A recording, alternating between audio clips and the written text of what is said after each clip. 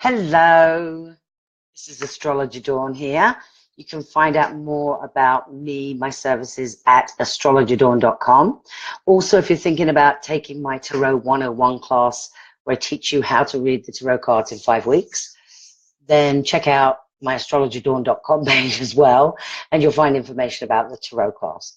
So I decided today was going to be about second guessing, or don't second guess. And that is something that can be quite difficult when you first, difficult, yeah. Okay, it can be quite difficult when you first read for somebody else and sometimes for yourself. So let me explain this. So let's just say you ask a question. You want to know, I don't know, you want to know if your house is going to sell within the next month. And that's the question that you ask. And you get a card that indicates, no, it's not going to happen. But that's not what you want to hear. So you pull another card. Or you try and look at that card in a way that would make it a yes rather than make it a no. So it's really important that you don't second guess. Now, you start with yourself, but if you are going to read for other people, then you're going to need to learn how to do that too. But with yourself, you've really got to let go and not be concerned about the outcome, because the outcome that is being given to you through the cards is exactly what you're supposed to be hearing at that moment.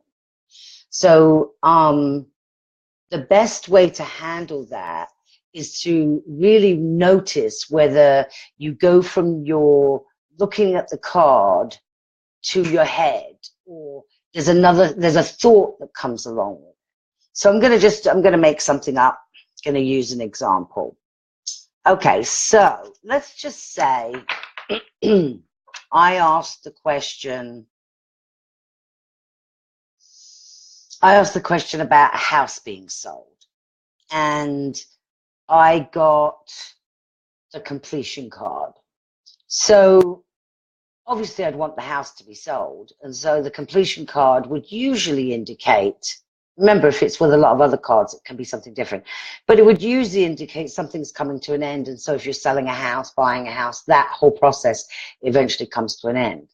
However, if when you look at it, maybe there's been some second guessing, or maybe there's been some decisions on like you don't want to move. Maybe you really don't want to move. And it's not you in the relationship that wants to move. And so this is actually some other kind of completion, like a completion of this whole idea of moving, and that is going to stop. You need to pull some more cards to find out more about that. So depending upon what you want it to be, this card could mean two different things. Completion, oh yes, we're going to sell the house, or completion, no, we're not going to sell the house, and it's going to be the completion of this relationship. So be very careful. If you're reading for somebody else, it can actually be harder. I'm going to go backwards and forwards here. And I may have told you about this before. But it's very easy to allow what other people think, or to allow what other people want the answer to be the answer, to sort of move things around to be the answer. So, for example, many years ago, I did a reading for somebody, and I kept getting something to do with travel, a trip that was immediate. And she insisted it was not the trip that was immediate. She insisted that it was a trip that she was going to be taking in 3 months' time. So eventually I agreed with her, because she was very, she's very insistent that I got that wrong. I'm like, okay. So finally I just agreed with her. And then at 4 o'clock the next morning, I get a phone call to say that her dad had died the night before, and she was getting on a plane and going somewhere. So did I need to second guess? No. So it's the same thing, the second guessing when it's with other people. You've got to get really secure in what it is you see. Nowadays, if I was going to get, if somebody was to ask me a question and I was going to say, well, it looks like he's having an affair, and they are like, oh, no, he couldn't possibly be having an affair, I can't be attached to whether the person likes it or not. And you've got to get like that with yourself first. I mean, it's great if you want to read cards. I encourage everybody, read cards for other people. I think it's fabulous. Love everybody to learn how to do it. But when you start with yourself, that can actually be an easy way to do it. So make sure you are really clear about the question and that you're okay, that you don't really have an attachment to the answer, or that if there is an attachment to the answer because it's something that you want, that you recognize when you get that card, there's this like nanosecond between when you know something, when you hear your intuition, feel your intuition, see your intuition, whatever it is for you, and then the head takes over. And what I'd like is for you guys to learn how to widen the gap between when you hear your intuition and if you allow your head to take over. Because that can actually, you know, I mean, you can stop that. It takes time, though, and it takes practice. And it takes being really honest with yourself when you're pulling the cards. You know, so let's say you wanted to know whether now was a good time for you to go. Now is a good time for you to go back to school to take a specific type of class. Let's say a psychology class, okay? And you shuffle your cards, and I'm looking for a card because I'm not really shuffling my cards. I'm looking for a card that would be negative about this. Okay, so let's use this one. So in this particular deck, I read reverse cards. So it's upright when it's like that, and it's reversed when it's like that. So let's just say I was asking about going back to school and I got this card. Immediately I would know, not now. This isn't the time. There'll be something, there's going to be stuff you have to cut through. It's going to take too long. It's going to be too difficult. And yet I really, really wanted it to be so. I might pull another card, you know. Oh dear, this one says, looking at the cup half empty instead of half full. Oh, that's not a good sign either. So my intuition, you know, is still saying, oh dear, none of this looks really good. None of this looks, you know, none of this looks positive. And I'm just picking cards out of the deck now that represent negative things. And then I get another one, which is, you know, unfounded fears, nightmares. So all of these are negative in terms of going to school. And yet if it's something I really wanted, can find a way to make this support that. You know, I could say, yes, you're going to have to jump through hoops and it's going to be worth it. I know you're looking at the card, the cup's half empty instead of half full. That's going to change soon. And you've been having unfounded fears, but as soon as you start school, it's going to be okay. Now that is all head stuff, but none of that has anything to do with intuition. So you've got to find a way to really listen to your intuition and hear what it says, and not dismiss it. It's very easy to dismiss it as well. So dismissing, second guessing, both those things happen. And your job as you learn the cards, as you spend more time, hi everybody who's joining, as you spend more time with your cards and spend more time with your intuition, you'll learn not to second guess. And you'll also learn that if you are second guessing, you will intuitively know you're second guessing. So does anybody have any questions? Oh, career and finance. Let's see, Jennifer Parsons. Do you have a question about career and finance? Because I'm going to use my 3 cards. And my 3 card, if you have a question about it, type it in, and then I will be able to answer you. And if anybody else has any questions, you just type your question in. I can see it, and then I can answer it.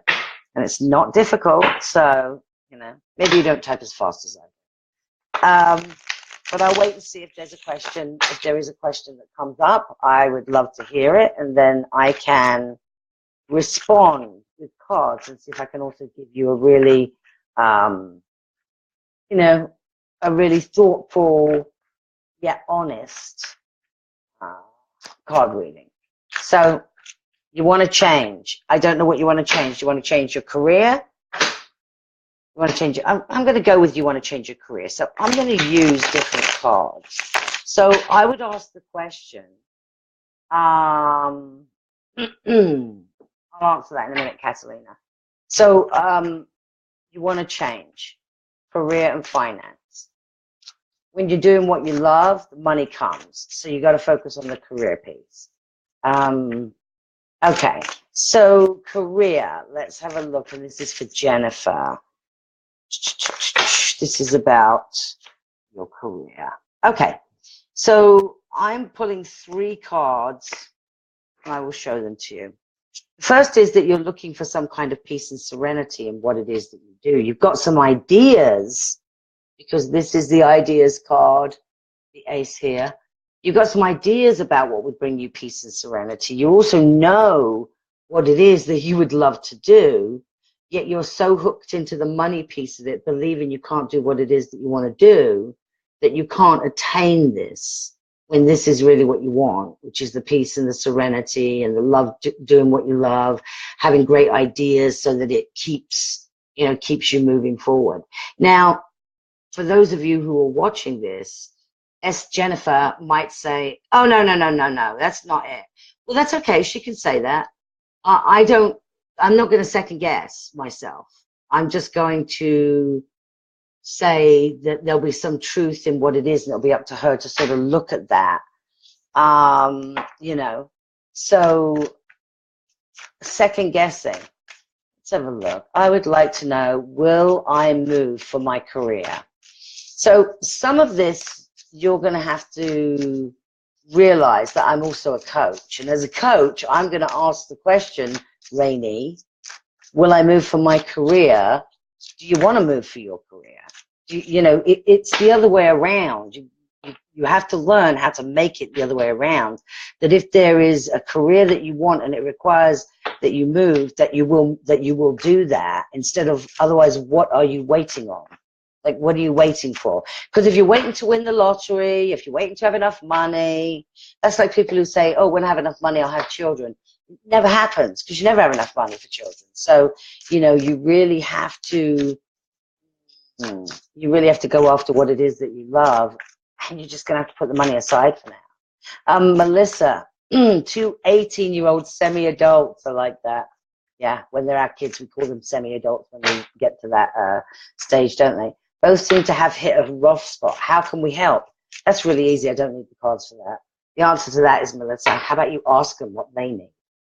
Because you don't know how you can help unless you ask them. Now, this is really good because I turn over this card. This is the Aeon card. So this is to do with you, Melissa. This is when we allow people to be who they truly are. This is all parts of yourself. The Aeon card is the good, the bad, the ugly, the fabulous, the not so fabulous, the light, the dark.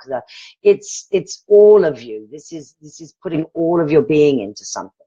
So one of the things that you can do, Melissa, is that you can if this is a change for you to ask questions a lot, that will be growth for you in this way. So it'll be a positive growth for you. And ultimately, it makes one of them feel good, and it brings peace and serenity. So so that just backed up what I said. You're going to ask them, what can I do to help you? And if they don't know, well, if you did know, what would that look like? One of the things about being a coach is that you learn to ask people lots of questions, because you all have your own answers. You all have answers. You just don't know the questions. That's part of the problem, which is, what happens when people come and work with me in a coaching capacity. They have all the answers. They just don't know the questions. Excuse me. You keep seeing 1111. What does it mean? You keep seeing the day I got married. 1111 is very common. It's a spiritual number. 11 is a very spiritual number. And so sometimes people see, 1111, 111, November the 11th, January the 11th. So it tends to show up because you're looking for it more. It's sort of like if you decide to buy a red car, you now see red cars everywhere. So 1111 is a similar thing, although there is a spiritual component to that, because 11 is a master number in numerology, very spiritual. And if you have something going on in the numbers of your name or your date of birth that equal 11, and you have a very different purpose than a lot of the rest of us do. Okay, so Melissa said, yes, we do ask, but I must need to do more of it. Or maybe it's the type of questions that you're asking. Because, you know, you obviously know what this rough spot is, but who determined it was a rough spot? How do you not know it's the spot they were supposed to hit so that they could go in a different direction? So what are their you know, what else, hey Joey, what else would they like to do with their time and their energy? Are they going? Do they know the direction that they're going in? Are they clear about the direction that they're going? You know, what do they need in order to get clear? Do not make everything about money or going to college. Not everybody has to go to college. Read a great article about a father, a very wealthy father, who said to his son, I'll give you $100,000 to start a business, or I'll give you $100,000 to go to college. Which do you want? He took the 100,000 and he became a multimillionaire. So, you know, he didn't need to go to college. Not everybody needs to go to college. And there are so many varieties of colleges, you know, that trade schools, that we really need to be looking at a wide variety of ways to get knowledge and experience in something it is that you love. And thank you, Melissa. No, I don't believe you do. If you want to, that's fine, but not if you're just going for the paper. Because just remember, you know, what's that for? Only 23% of people who have degrees in a certain subject actually work in that area. 23%. 78% of the US population are unhappy, bored, underpaid, underappreciated in their job. 78% of the workforce. That's a lot of people. So, you know, Melissa, I would definitely encourage them as they're 18 to start looking towards how do they want to enter the workforce. I mean, it's really going to change when you go through your Saturn return, you know, when you're around 27, 28, 29, 30, those years, things change a lot in those years because you have to then deal with whatever's going, you know, whatever's coming up with Saturn. So anyway, oh, this is nice. I have some nice cards here. I always like to see that. So second guessing. A little bit more about second guessing. Second guessing is about not trusting yourself. You know, I guess if somebody asked me a question and I pulled this card and I didn't know what it meant, then I'd probably be second guessing. However, the more that you understand what the cards mean, and it's not that difficult, the easier it is for you not to second guess. Don't forget, check out the Tarot 101 webinar. It's a 5-week webinar. It starts on November the 14th. You can find out all about how to attend at the Astrologer Dawn website page. And we'll be talking more about that kind of stuff as well, about if there are times when you don't trust yourself and what is it that's going on, and are you actually attached to the outcome of something? Do you really want it to be a certain way? And here's the problem. So we can want things to be a certain way, and then the universe doesn't give us that. We get given something else, and we're like, oh, great, that's not what I wanted. However, maybe that takes us on another trip. Maybe that takes us in a different direction that ends up being a direction we would never have dreamt of going on, or being with people we would never have thought to be with. So that second guessing doesn't actually help, because you're forcing an outcome when an outcome is supposed to be exactly what it's supposed to be. Disconnection.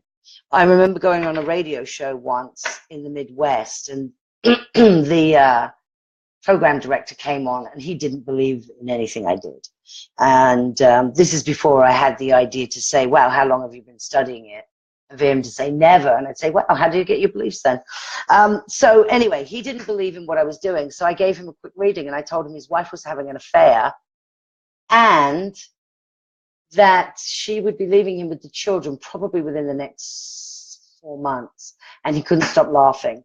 And then 2 weeks later, and his wife had listened to the show, 2 weeks later he came into the studio and on air said his wife was having an affair and she was taking the kids and moving to North Carolina, so he was quitting his job and going to North Carolina to get a job there to be near his kids.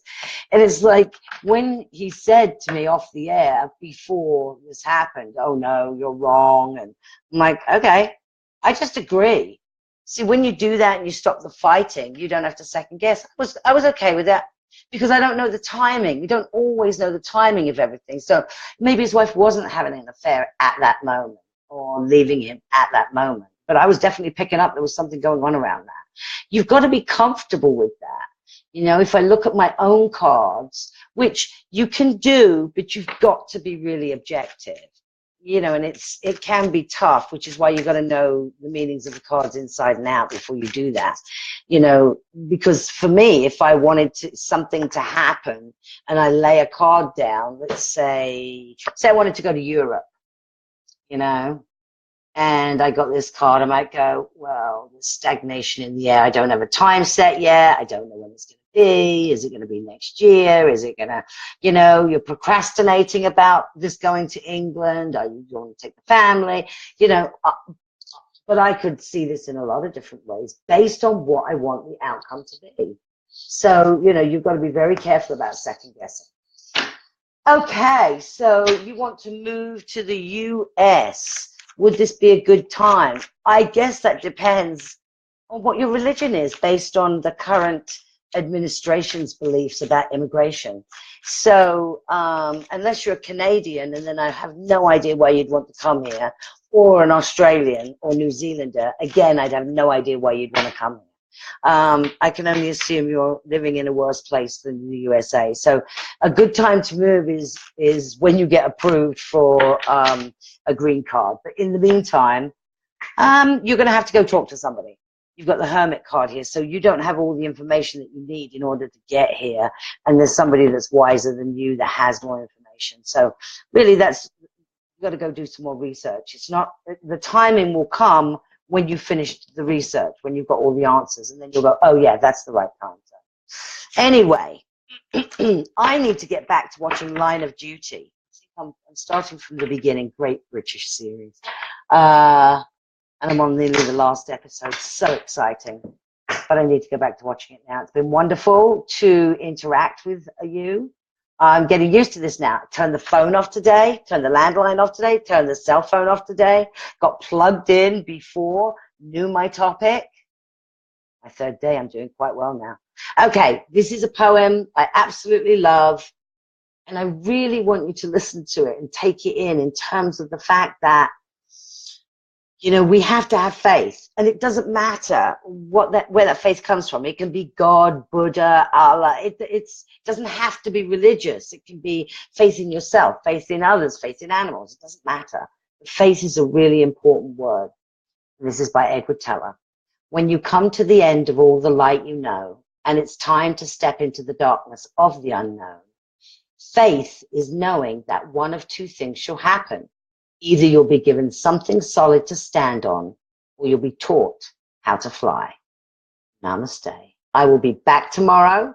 Don't know what the topic will be, but please check out my Tarot 101 webinar and turn up tomorrow and let me know if you have any questions. You know, as soon as you ask a question, I'll be happy to answer it. Talk to you all tomorrow. Bye.